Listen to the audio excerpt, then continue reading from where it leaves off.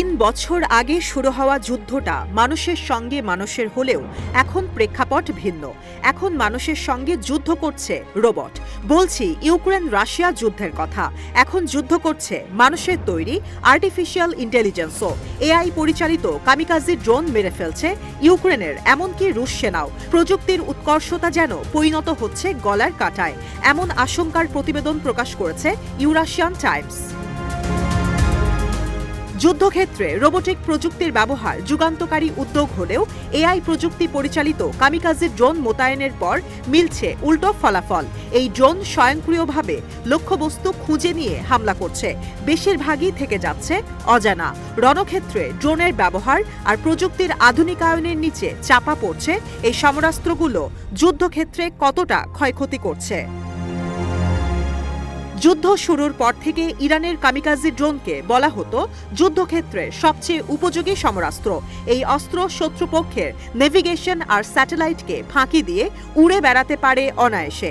তারপর optical sensor দিয়ে লক্ষ্যবস্তুকে target করে, নির্দেশ পাওয়ার সঙ্গে সঙ্গে হামলা করে বসে, কিংবা অপেক্ষা করে আর্টিলারি আর ক্ষেপণাস্ত্র হামলার। কিন্তু দ্রুতই প্রতিপক্ষ টের পেয়ে যায় সুলভ মূল্যের সহজলভ্য কোয়াডকপ্টার ড্রোনগুলো হামলায় বিলম্ব করতে পারে ফার্স্ট পাইলট ভিউ ব্যবহার করে। এই এফপিভিতে ড্রোনকে ম্যানুয়ালি উড়িয়ে লক্ষ্যবস্তু পর্যন্ত নিয়ে যাওয়া হয়, যেখানে ব্যবহার করতে হয় না নেভিগেশন কিংবা স্যাটেলাইট সিস্টেম।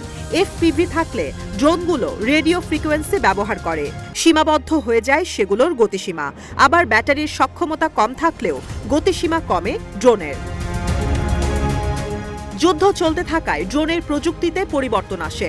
এখন এআই পরিচালিত ড্রোন উৎপাদন আর ব্যবহার অনেক বেড়ে গেছে। স্বয়ংক্রিয় ড্রোনগুলো সঠিকভাবে মাটিতে থাকা লক্ষ্যবস্তু টার্গেট করতে পারে। এমন দুটি ড্রোন সাম্প্রতিক সময়ে যুদ্ধক্ষেত্রে দেখা গেছে, একটি ইউক্রেনের, অন্যটি রাশিয়ার।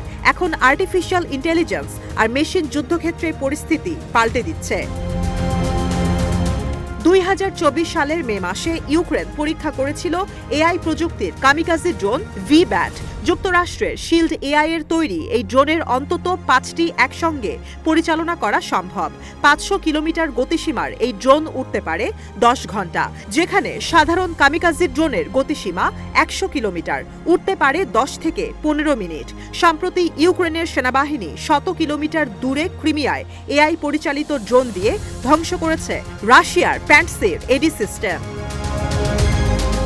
অন্যদিকে রাশিয়ার এআই পরিচালিত ওভাত-এস বা গাদলাই ড্রোন ইউক্রেনের ড্রোনের তুলনায় আধুনিক। 3.5 কেজি যুদ্ধাস্ত্র বহনে সক্ষম ড্রোনটির গতিসীমা 150 থেকে 180 কিলোমিটার। রাশিয়া এই ড্রোন ব্যবহার করে যাচ্ছে যুদ্ধক্ষেত্রে। রাশিয়ার ওভাত-এস ড্রোন এত বেশি স্বয়ংক্রিয় যে কোনো কারণে অপারেটরের নিয়ন্ত্রণের বাইরে গেলে হামলা ও ক্ষয়ক্ষতি হতে থাকবে সমানতালে।